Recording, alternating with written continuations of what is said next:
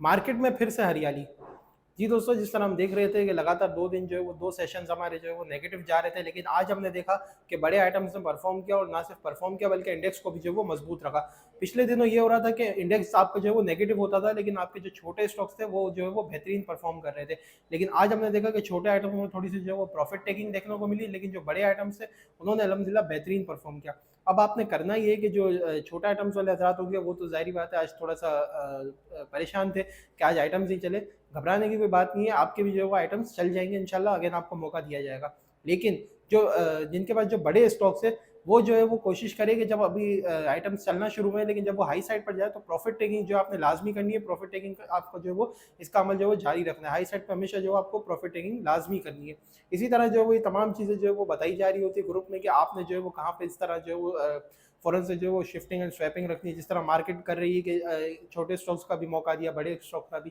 इसी तरह बताया जा रहा होता है कि कब आपने जो है वो छोटा आइटम्स में एंट्री लेनी है, बड़े आइटम्स में। ये तमाम चीज़ें जो ग्रुप में शेयर की जा रही होती है। अगर आप वहाँ पे ऐड होना चाहें मुझे इस नंबर पे कॉन्टैक्ट कर सकते हैं, ताकि आप जो है वो बेहतरीन ट्रेडिंग कर सकें और मार्केट को साथ साथ जो वो चल सके।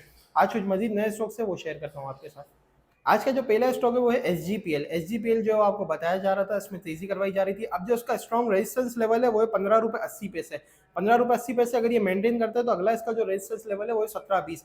17-20 अगर ये जो मेंटेन कर जाता है तो आगे मजीद तेजी, अदरवाइज इस एरिया में जो वो प्रॉफिट टेकिंग जो है वो आ सकती है।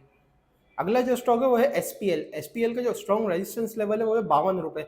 52 रुपये जो है इसका स्ट्रॉन्ग रेजिस्टेंस लेवल है। अगर वो जो है वो ब्रेक करके मेंटेन होता है तो मजीद इसमें जो है वो तेजी हो सकती है, क्योंकि इसमें आपको जो है वो लगातार तेजी करवाई जा रही है। अब जो 52 रुपये इसका जो है वो स्ट्रॉन्ग रेजिस्टेंस लेवल आ रहा है, अगर ये जो है वो ब्रेक हो गया तो मजीद तेजी, अदरवाइज यहाँ पे जो है सेलिंग आ सकती है। 48 से 50 रुपये 51 रुपये भी जा सकता है, लेकिन ये आपने देखना है कि कहाँ पे इसमें जो वो सेलिंग आ रही है, फिर इसमें जो वो आपने प्रॉफिट टेकिंग करनी है। इसके बाद जो अगला स्टॉक है वो है पीटीसी। पीटीसी का जो स्टॉप लॉस है वो है 36-50। इसके जो टारगेट्स है वो है 38-50 से 41। इसके बाद जो अगला स्टॉक है वो है एफएफसी। एफएफसी का जो स्टॉप लॉस है वो है 555। इसके जो टारगेट्स है वो है 570 से 595 रुपये।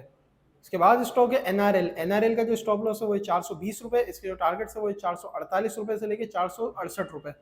लास्ट स्टॉक है CWSM। इसका जो स्टॉप लॉस है वो है 40 रुपये। इसके जो टारगेट है वो 43.50 से 47.50। ये कुछ स्टॉक्स है जिनमें जो आप स्टॉप लॉस के साथ एंट्री ले सकते हैं। इसी तरह के और स्टॉक्स के लिए और इसी तरह की और जानकारी के लिए आप जो हमें कॉन्टैक्ट कर सकते हैं। ठीक है जी, शुक्रिया। समीर मलिक, अल्लाह हाफिज़।